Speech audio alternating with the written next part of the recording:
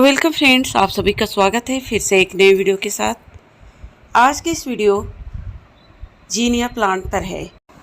इस वीडियो के माध्यम से जीनिया प्लांट में ज़्यादा से ज़्यादा फूल लेने के लिए कौन से फर्टिलाइज़र डालें, किस प्रकार से केयर करें, ऐसे कौन कौन से रिक्वायरमेंट इस प्लांट के लिए ज़रूरी है, यानी कि जीनिया प्लांट की पूरी जानकारी देने की कोशिश करूंगी और एक ऐसे सीक्रेट फर्टिलाइज़र का जिक्र करूंगी जिसका यूज करके आप जीनिया प्लांट में ढेरों फ्लावरिंग ले सकते हैं और आपके प्लांट की ग्रोथ भी हेल्दी होगी। तो चलिए जानते हैं।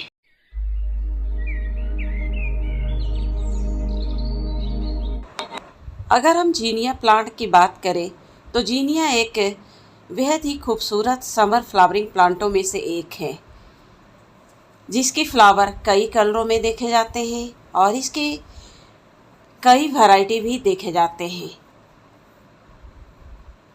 ये प्लांट समर में भी अच्छी फ्लावरिंग करते हैं और ये प्लांट विंटर में भी अच्छी फ्लावरिंग करते हैं। अगर आप इसे समर के लिए तैयार कर रहे हैं तो आप इसकी सीडलिंग फरवरी में कर सकते हैं या फिर जनवरी लास्ट तक भी कर सकते हैं, ताकि ये मार्च अप्रैल तक ये आपके गार्डन में अच्छी फ्लावरिंग देना शुरू कर दे। और जब ये प्लांट बड़े हो जाए तो आप इसकी कटिंग से अनेकों प्लांट भी बना सकते हैं, यानी कि इसका प्रोपिगेशन आप सीड के द्वारा और इसे कटिंग के द्वारा इजीली कर सकते हैं।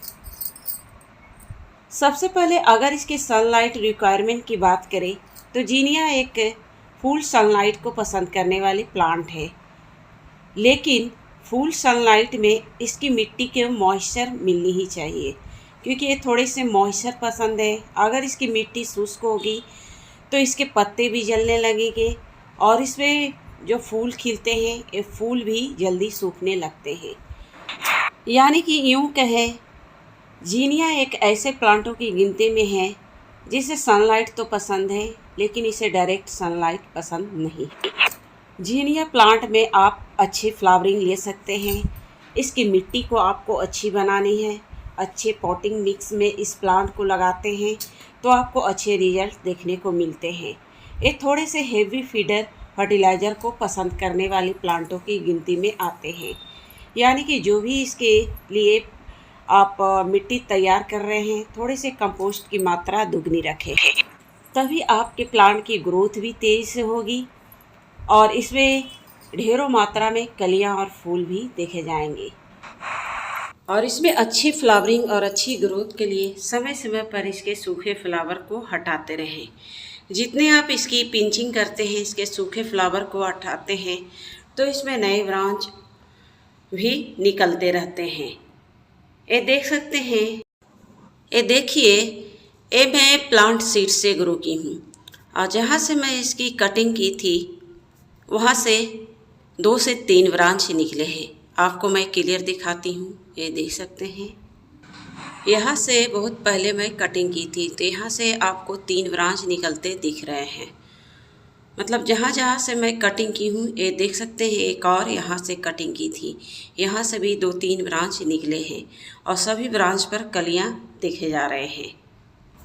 यानी कि इस प्लांट के लिए समय समय पर पिंचिंग ज़रूरी है और इसके सूखे पत्ते को भी आप इस तरह से हटाते रहें, क्योंकि इसमें एक और समस्या फंगस प्रॉब्लम भी अक्सर देखे जाते हैं। मिट्टी में मॉइस्चर रहने के कारण इसमें फंगस की प्रॉब्लम भी जल्दी पनपते हैं।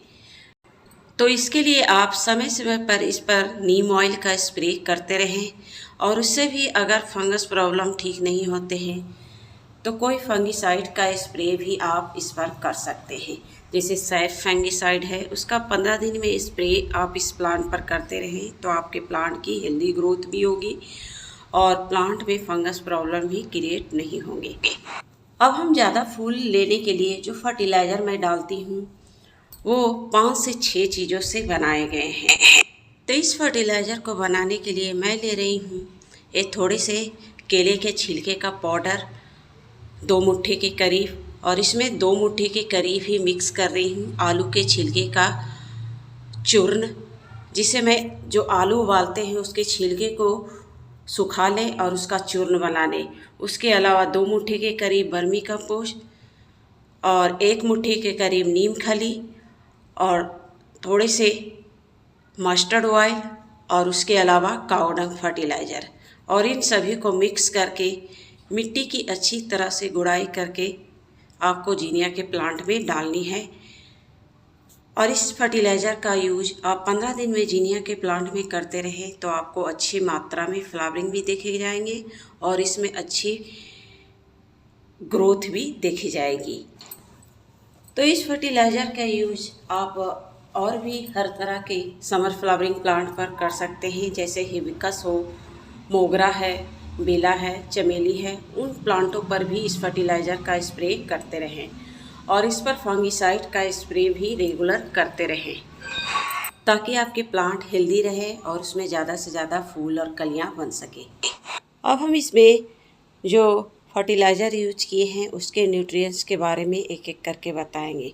तो सबसे पहले पोटैटो पिल्स के न्यूट्रिएंट्स की बात करें तो उसमें NPK रेशियो 5:1:21 के रेशियो में पाए जाते हैं, यानी कि नाइट्रोजन 5% और फास्फोरस 1% और सबसे ज़्यादा उसमें पोटासियम 21% के रेशियो में पाए जाते हैं, यानी कि इन पोटैटो पिल्स में पोटासियम की भरपूर मात्रा पाए जाते हैं। उसके अलावा केले के छिलके की बात करें तो उसमें NPK रेशियो 0:0:11, यानी कि नाइट्रोजन फास्फोरस की भी मात्रा बहुत ही कम मात्रा में पाए जाते हैं, लेकिन पोटासियम की भरपूर मात्रा के साथ साथ कुछ माइक्रो न्यूट्रिएंट्स भी इसमें पाए जाते हैं जो प्लांट के लिए एक संपूर्ण फूड का काम करते हैं, जो प्लांट के रूट ग्रोथ, प्लांट डेवलपमेंट, फूल लाने में भी मदद करते हैं। इसका यूज आप 15 दिन में करते रहें तो जिसमें कलियां और फूल नहीं आ रहे हैं उसमें भी कलियां और फूल आने लगते हैं। इसके अलावा इसमें और कुछ फर्टिलाइज़र जो संपूर्ण पोषक तत्वों से भरपूर है, जैसे पोटास, जिसमें पोटासियम की भरपूर मात्रा भी पाए जाते हैं। ऐसे बहुत सारे पोषक तत्वों की भरमार है। उसके अलावा काऊ डंग फर्टिलाइज़र और मस्टर्ड केक भी प्लांट की संपूर्ण ग्रोथ के लिए एक आवश्यक पोषक तत्वों में से एक फर्टिलाइज़र है। तो फ्रेंड्स, इस वीडियो के माध्यम से जीनिया प्लांट के कुछ केयर टिप्स के बारे में बात की और कुछ सीक्रेट फर्टिलाइज़र जिसका यूज अगर आपने जीनिया के प्लांट पर करते हैं तो फ्लावर भी आपको बहुत सारे मात्रा में आएंगे, बल्कि प्लांटों की ग्रोथ भी अच्छी देखी जाएगी। तो इस फर्टिलाइज़र का यूज आप 15 दिन में या 20 दिन में आप अगर जीनिया के प्लांट में करते रहें तो आपको अच्छे रिजल्ट देखने को मिलेंगे। तो मिलते हैं फिर नेक्स्ट वीडियो पर, तब तक के लिए धन्यवाद।